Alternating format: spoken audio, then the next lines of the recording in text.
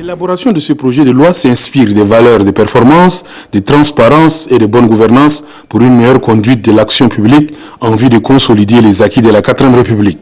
Il faut relever que dans son compte rendu, le ministre de la Communication a dans les détails fait savoir que la loi de finances 2020 consacre au moins 34% de toutes les dépenses primaires aux secteurs sociaux, à savoir l'éducation nationale, la santé, l'action sociale, l'élevage, l'agriculture, l'environnement et la formation professionnelle, et cela conformément au programme qui lie le Tchad au Fonds monétaire international.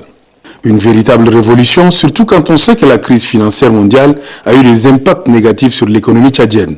Dans le même sillage, précise le ministre de la Communication, tous les grands hôpitaux de N'Djamena et de province verront leur allocation augmenter. Cette approche permet d'améliorer la qualité des services et des prestations de santé au profit des populations. Pour parler chiffres et avec assez de précision, les recettes totales pour 2020 sont évaluées à 1210 milliards, y compris les dons. Sur cette rubrique, les recettes propres sont arrêtées à 1046 milliards, le tout contre 983 milliards de francs CFA en 2019, soit une hausse de 23%, avec une croissance du produit intérieur brut attendue de 3,4%. Là aussi, une autre avancée à saluer. Quant aux dépenses totales prévues pour 2020 et qui prennent en compte les charges d'amortissement, celles-ci se chiffrent à 1326 milliards environ contre 1106 milliards de francs CFA en 2019, soit une hausse de 20%. Cet équilibre des dépenses et des recettes prévues au projet de budget 2020 dégage un déficit prévisionnel de 117 milliards de francs CFA qui sera financé par des appuis extérieurs et des financements bancaires. Également dans sa communication, le ministre Oumar Yahya Hissène a relevé que toutes les institutions et tous les départements ministériels verront leur budget augmenter substantiellement par rapport aux dotations de l'année 2019 ou en comparaison de leur réalisation de l'année 2019. L'augmentation concerne aussi les dépenses totales d'investissement qui passeront de 313 milliards de francs CFA à 337 milliards de francs CFA.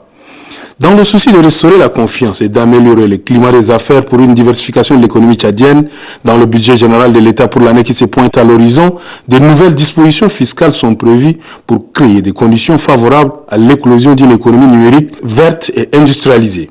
Dans le même élan, ce projet de loi vise à soutenir et encourager l'entrepreneuriat et booster les investissements privés pour ainsi favoriser la croissance et la création de l'emploi vers une bonne frange de la population tchadienne. Au plan économique, le projet de loi de finances pour l'exercice 2020 a tenu compte du contexte international marqué par les incertitudes liées à l'évolution des cours des matières premières, la persistance de l'insécurité et du terrorisme dans la zone Sahel, ainsi que le ralentissement des échanges commerciaux, a encore précisé le ministre de la Communication dans son compte rendu. Pour une meilleure gestion axée sur la maîtrise des dépenses et l'augmentation des recettes, le projet de loi de finances prévoit la sécurisation des recettes par le renforcement de la collecte de la taxe sur la valeur ajoutée, TVA.